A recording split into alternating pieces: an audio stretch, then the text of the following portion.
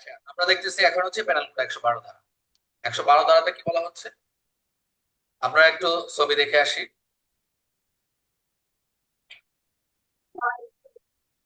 আমরা কি 112 বললাম না, 113 পড়বো এখন?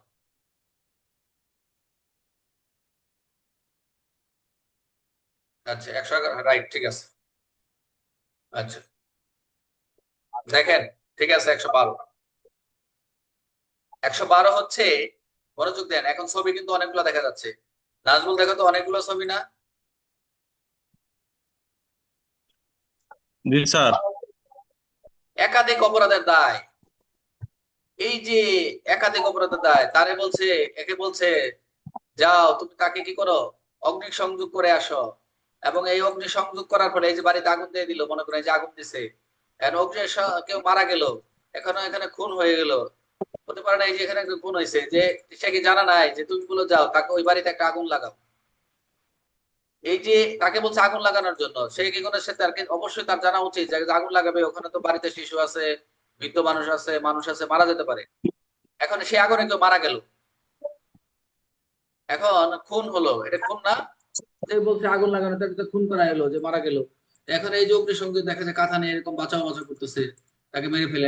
এই যে একাধিক অপরাধের দায়, এই একাধিক অপরাধের দায়টা আপনাকে নিতে হবে। আর মনোযোগ দিয়ে, এই যে যিনি প্ররোচনা দিলেন বা উস্কানির ফলে একাধিক অপরাধ ঘটলো, এখন প্ররোচনা দাতা, উস্কানি দাতা সবগুলোর জন্য দায়ী হবে একাধিক। এক কথা হচ্ছে একাধিক অপরাধে, যেটা হচ্ছে সমষ্টিগত অপরাধ। আমরা যদি আরেকটু ব্যাখ্যা বিশ্লেষণ করি, আমরা যদি একটু যাই মেইন বোর্ড দিকে, আমরা যাই সবাই একটু স্টাডি করি, আমরা একটু দেখতে পাচ্ছি,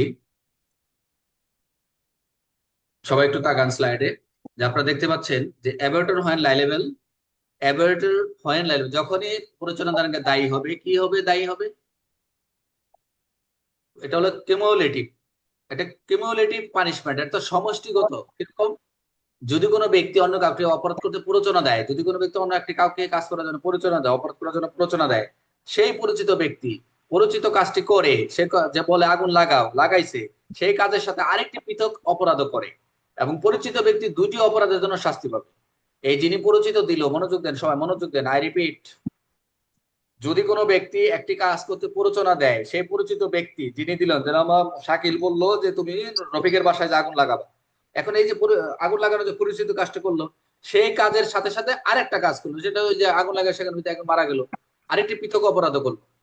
এখন এই পরিচিত, যিনি পরিচিত দিল বা প্ররোচনা দানকারী ব্যক্তি, পরিচিত ব্যক্তি দুটি অপরাধের জন্য কি হবে, এই কি হবে, যে কাজটা করছে সে আরেকটার জন্য, সেও কিন্তু দুইটার জন্য দায়ী হবে। কারণ হচ্ছে একটা বলছে আগুন লাগাও, সে আবার ওখানে মারা গেছে, সেও কিন্তু তখন ওই যে 336, আগুন লাগানোর যেটা 302, মার্ডার হলেও 302 চলে যাবে। এখন যদি প্ররোচনা দানকারী জানতো, প্ররোচনা দানকারী যিনি প্ররোচনা দান দিছে যদি জানতো সে পরিচিত ব্যক্তি অতিরিক্ত অপরাধী করতে পারে, যদি সে জানে যে এই কাজটা করতে, সে ওই কাজটা করতে পারে, যে বলছে এটা করতে যায় আবার দর্শন করছে বা রেপ করছে, এখন পরিচালনাকে উভয় অপরাধের জন্য দোষী সাব্যস্ত, অর্থাৎ একেই বলা হচ্ছে, অর্থাৎ কামিউলেটিভ অর্থাৎ কিউমুলেটিভ পানিশমেন্ট, অর্থাৎ সমষ্টিগত অপরাধ।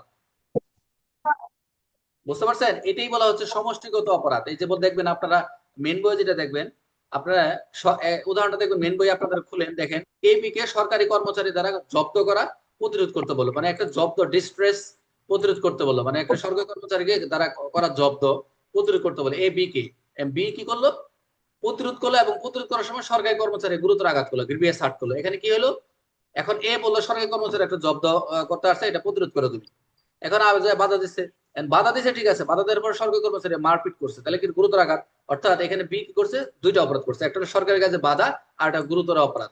বুঝতে পারছেন, অর্থাৎ তাই বিয়ের উভয়ের অপরাধ কি হবে, বিয়ের উভয় অপরাধের জন্য শাস্তি পাবে।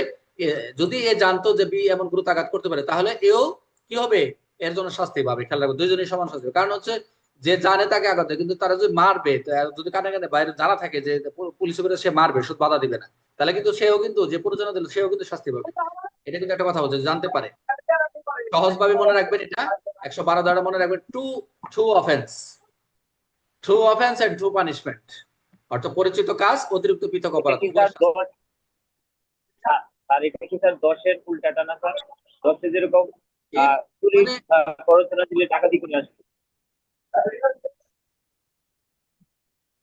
একটু পার্থক্য আছে, স্যার পার্থক্য তো অবশ্যই বিপরীত হলেও মানে সিম্পল, মানে ওখানে কিছু উপাদান আছে, সম্ভাব্য ফলের আছে, সম্ভব ফল নাই, বাট শাস্তি পেলেও একটু ডিফারেন্ট আছে, একটু সিম্পল, বললাম না প্যানেল কোডের হচ্ছে একবারে সুই সুতার মতো আর কি। হ্যাঁ, এটা আমি পার্থক্যটা বলে দিব, সমস্যা নেই। স্যার হ্যাঁ এখানে তো স্যার তাকে, সে তো জানতো যে ওখানে যদি যাই এই কাজটা যখন করতে যাবে, যে একটা জায়গায় গেছে এই কাজটা করতে, অন্য একটা কাজ সে যুক্ত হবে, এটা যদি যে প্রদানকারী ব্যক্তি জানতো, তাহলে জানার পরেও যদি সে এই পাঠায়, তখন যদি হয় তখন আর দুইজনে সাজা খাটবে নাকি স্যার? হ্যাঁ হ্যাঁ হ্যাঁ, দুজন ওই যে এ ও উভয় অপরাধের জন্য শাস্তি পাবে, দুজনেই শাস্তি যদি হবে। সে জানতো, তবে যদি সে জানে না যে এই কাজটা করতে যে আরেকটা কাজ করবে, এটা যদি না জানে, তাহলে সে সাজা খাটবে না? না না, এখন মনে করছে যে প্রচুর- বলছে চুরি করো, বলছে চুরি করো, যা তো র্যাপ করছে, এখন তো র্যাপ করার জন্য তো তারা বলে নাই, তারা বলছে চুরি করতে। না। এখন দর্শন করছে, দর্শনের জন্য তারা আলাদা হবে। আর র্যাপের জন্য এই যে চুরি করছে চুরিটা তো হবে, র্যাপেরটা তারা আলাদা হবে। আর যদি জানতো তাহলে দুইটাই হবে। যেমন ভাবে পাঠাইছি যা তুই ওরা অ্যাসিড মারা, কিন্তু অ্যাসিড মারতে যা র্যাপ করছে এটা সম্ভব, অ্যাসিড মারতে যা দর্শন করছে এটা সম্ভব, এটা এটার জন্য দুইজনই হবে।